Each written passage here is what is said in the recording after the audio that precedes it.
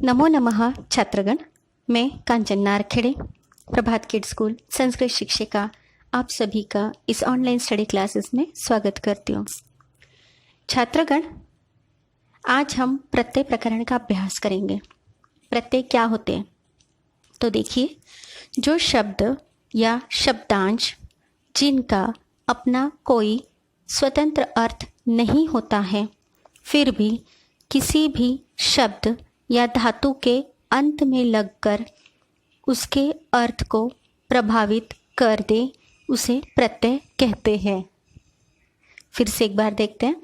जो शब्द या शब्दांश जिनका अपना कोई स्वतंत्र अर्थ नहीं होता है, फिर भी किसी भी शब्द या धातु के अंत में लगकर उसके अर्थ को प्रभावित कर दे, उसे प्रत्यय कहते हैं।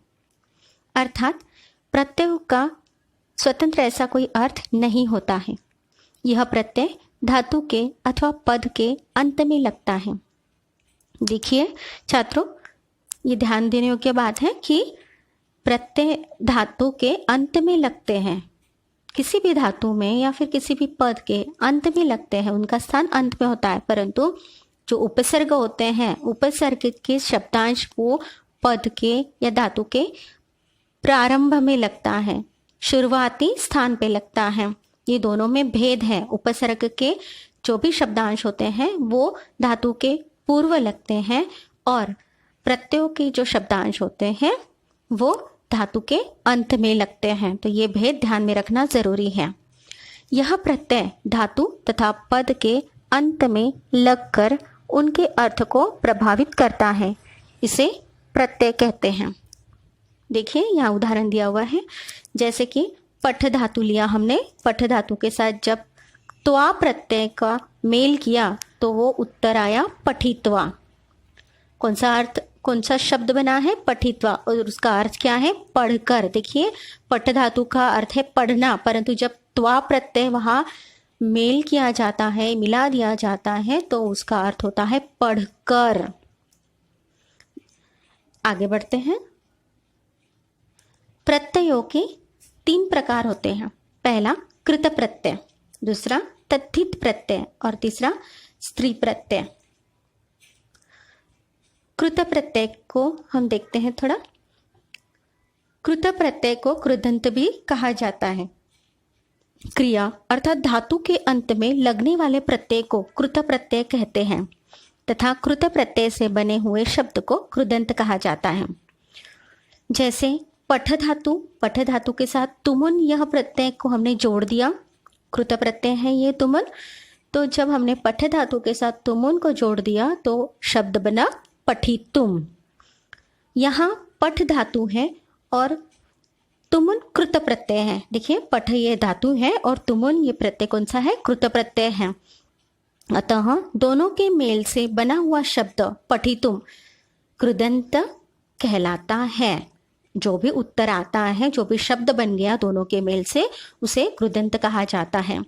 क्रिया के या धातु के अंत में लगने वाले प्रत्यय को कृत प्रत्यय कहा जाता है तथा कृत प्रत्यय से बने हुए शब्द को कृदंत कहा जाता है। देखिए छात्रगण, कृत प्रत्यय क्रिया के अंत में लगता है।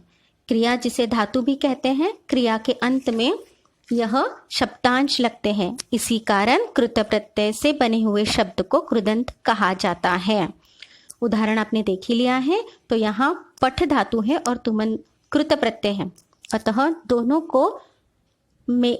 के मेल से बना हुआ शब्द पठितुम कृदंत कहा जाता है। आगे बढ़ते हैं। दूसरा प्रत्यय है तद्धित प्रत्यय। जो प्रत्यय संज्ञा, सर्वनाम, विशेषण एवं क्रिया विशेषण के अंत में लगकर उसके अर्थ को प्रभावित कर दे, उसे तद्धित प्रत्यय कहते हैं। पहले हमने कृत प्रत्यय देखा। कृत प्रत्यय यह धातु या पद के अंत में लगता है, परंतु तद्धित जो प्रत्यय है वो संज्ञा, सर्वनाम, विशेषण एवं क्रिया विशेषण के अंत में लगता है और उसके अर्थ को ये प्रभावित कर देता है। जैसे कि यहाँ उदाहरण दिया है, बल यह संज्ञा शब्द है, उसके साथ मैंने मतुप प्रत्यय, तद्धित का प्रत्यय का ही एक प्रकार मतुप प्रत्यय को मिला दिया, उन दोनों का मेल किया तो उत्तर हुआ बलवान। बलवान यह क्या है? विशेषण है। तो इस प्रकार तद्धित प्रत्यय बनता है। तीसरा प्रत्यय है स्त्री प्रत्यय। स्त्री प्रत्यय यह पुल्लिंग शब्द को स्त्रीलिंग बनाने के लिए जिन शब्दों का प्रयोग किया जाता है उसे स्त्री प्रत्यय कहते हैं। जैसे कि देखिए यहाँ पे उदाहरण दिया है अज। अज अर्थात बकरा। जब मैंने अजय शब्द के साथ स्त्री प्रत्यय कौन सा टाप स्त्री प्रत्यय को मिला दिया तो उसका उत्तर हुआ अजा। अजा अर्थात बकरी। देखिए अजय यह पुल्लिंग शब्द है और पुल्लिंग शब्द को स्त्री लिंग बनाने के लिए वहां स्त्री प्रत्यय का उपयोग किया गया। टाप इस प्रत्यय का उपयोग किया और वह शब्द बना अजा। वो हो गया स्त्रीलिंग शब्द। तो हमने यहाँ पर कृत प्रत्यय देखा, तद्धित प्रत्यय देखा और स्त्री प्रत्यय संक्षिप्त में इसकी मैंने आपको जानकारी दी है।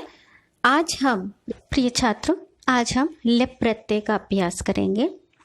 पिछले वीडियो में हमने एक त्वा प्रत्यय देखा था। त्वा प्रत्यय और लप प्रत्यय के अर्थ में कोई भी अंतर नहीं है, केवल इतना भेद है कि यहाँ धातु से पूर्व उपसर्ग लगा हुआ होता है और उपसर्ग लगने की वजह से त्वा के बजाय हम लेप प्रत्यय का उपयोग करते हैं, परंतु आने वाले नए शब्द का अर्थ में कोई भी भेद नहीं होता, अर्थ वही होता है। देखिए यहाँ पे क्या दिया है, लेप यह त्वा की तरह ही प्रयोग किया जाता है। लेप तथा त्वा एक कृति पूर्ण हुई यह दर्शाने हेतु ही आते हैं, अर्थात पहली जो कृति अर्थात कार्य या क्रिया हमने जो की है उसी में यह प्रयोग किया जाता है।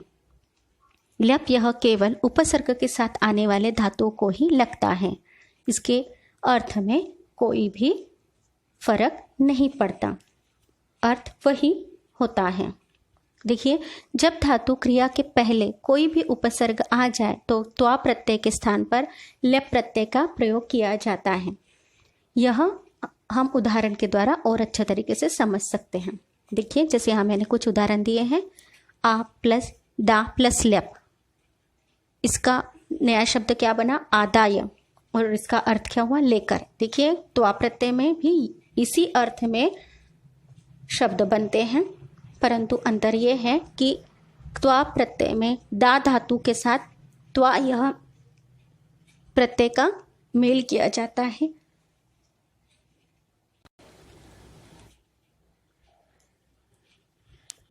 यहाँ दा धातु के साथ आ यह उपसर्ग लगने की वजह से त्वा के स्थान पर हम लेप प्रत्यय का उपयोग करते हैं और इसका शब्द बन गया आदाय, अर्थ हुआ लेकर। देखिए अर्थ में कुछ भी फर्क नहीं हुआ, उसी अर्थ में यह शब्द चलता है। अगला उदाहरण है हस धातु का, वी प्लस हस प्लस लेप।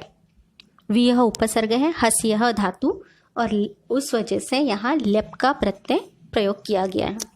शब्द बन गया विहस्य, इसका अर्थ हुआ हंसकर।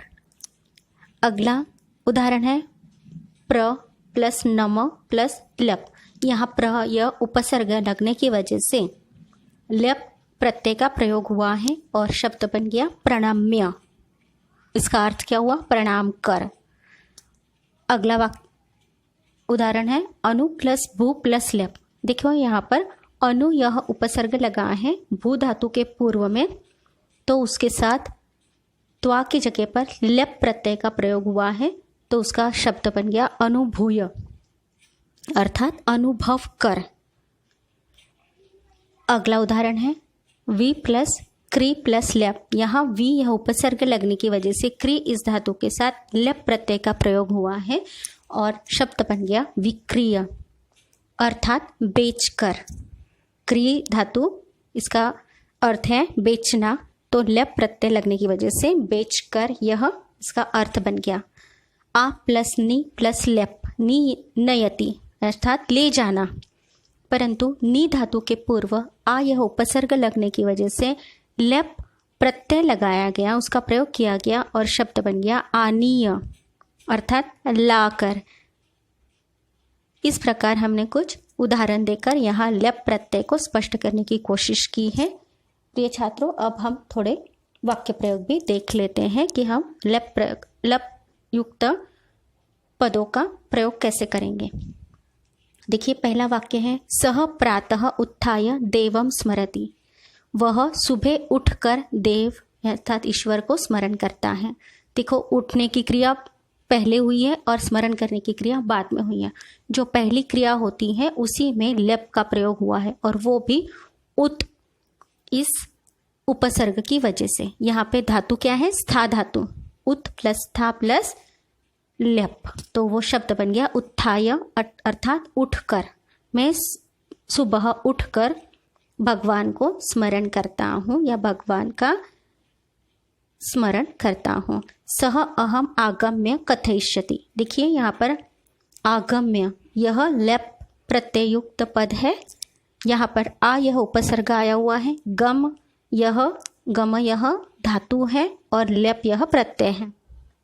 तो यहाँ लेप प्रत्यय उपयोग में लाया जाता है तब यहाँ ल तथा प का लोप किया जाता है और सिर्फ य का ही प्रयोग होता है। यही शेष रहता है और उसी अनुसार आगम्य यह शब्द बना है अर्थात आकर। सह गृहम आगम्य, वह घर आकर कथयिष्यति बोलेगा, वह घर आकर ही बताएगा। देखिए आगे का शब्द, आगे का वाक्य, जलम आनीय गुरुम प्रयच्छ। आनीय नी धातु, उसके पूर्व आ यह उपसर्ग लगा है और लेप यह प्रत्यय लगा है उपसर्ग की वजह से। आ प्लस नी प्लस लेप अर्थात लाकर, जल लाकर गुरु को दो। इस प्रकार यहाँ पर आनीय शब्द का प्रयोग हुआ है। अगला वाक्य है देशभक्ताः मातृभूमि प्रणम्य सुखम लभन्ते। देशभक्त मातृभूमि को प्रणाम कर सुख प्राप्त करते हैं। देखिए यहाँ पे प्रणम्य में प्र यह उपसर्ग है, नम यह धातु है प्लस लेप यह प्रत्यय है। प्र इस उपसर्ग की वजह से लेप यह प्रत्यय का यहाँ पर प्रयोग किया गया है और शब्द बन गया प्रणम्य अर्थात प्रणाम कर। प्रिय छात्रों, इस प्रकार हमने लेप प्रत्ययुक्त पदों का प्रयोग कर ऐसे वाक्य बनाए हैं। प्रिय छात्रों, आप भी इसी प्रकार लेप प्रत्यय का उपयोग कर नए नए वाक्य बनाइए, छोटे छोटे वाक्य बनाइए संस्कृत में और अभ्यास कीजिए। धन्यवाद।